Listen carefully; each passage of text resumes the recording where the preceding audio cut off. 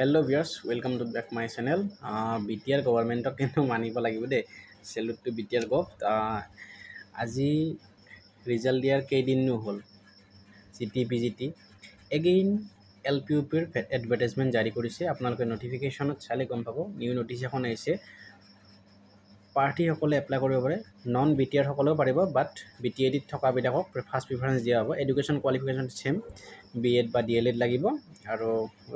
ইউপিৰ কাৰণে গ্ৰেজুৱেশ্যন লাগিব 5% মাৰ্ক থাকিব গ্ৰেজুৱেশ্যন তাৰ পিছত এলপিৰ কাৰণে থাকিব DLEdত আৰু 85% টেট আৰু 5 মাৰ্কস NCC কেডেট বা আৰু নেশনেল কালচাৰেল এইবিলাকৰ ওপৰত থাকিব